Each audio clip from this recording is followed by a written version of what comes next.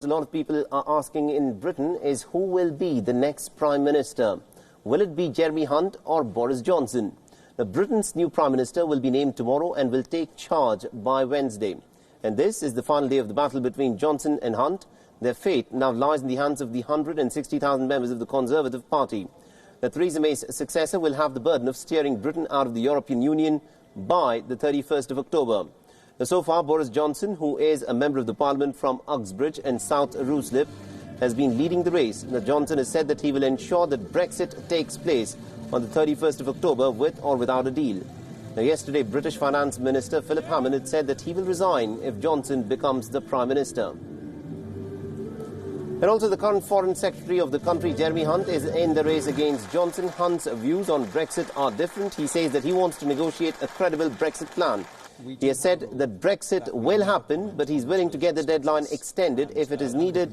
Hunt was once an opponent of Brexit. He was a Remainer. And secondly, Hunt has also held more cabinet posts than Johnson. But to my colleagues who want to take no deal off the table. Now, the Puerto Rican governor has broken his silence over the week-long protests against his leadership. Governor Ricardo Rosello has said that he will not seek a re-election next year. Now, in addition to this, he's also stepped down as the leader of his new Progress Party. However, he's made it clear that he won't be resigning as the governor. He's accepted that he had made mistakes for which he has apologized and is willing to face the process of impeachment. Reconozco que disculparme no es suficiente y solo mi trabajo ayudará a restaurar la confianza de estos sectores y encaminar una verdadera reconciliación.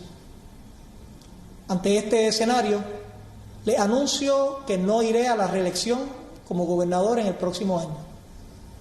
Además, estoy renunciando a la presidencia del Partido Nuevo Progresista.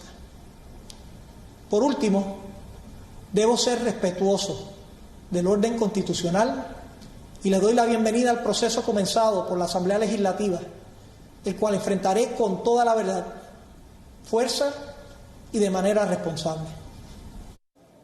Now, Rosello's speech has not gone down well with the protesters. They feel that resigning from the party alone will not change anything. The protesters have said that they will strengthen their protests further.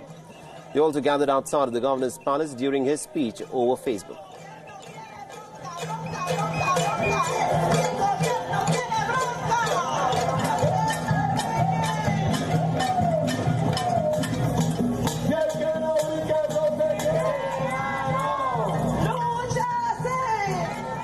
The Puerto Ricans have been calling for Rosello's resignation over the misogynistic and homophobic messages. The Center for Investigative Journalism published nearly about 900 pages of leaked chats from the governor's private Telegram messenger group last week. The chats showed that Rosello and his allies had exchanged privileged information and also offensive messages about politicians and celebrities. The Justice Department had issued summons to all those who were involved in the chats. They'll be asked to appear before the department and their cell phones will be inspected. Now, the governor's speech, of course, comes just a day before a planned general strike and more demonstrations in the United States Island territory.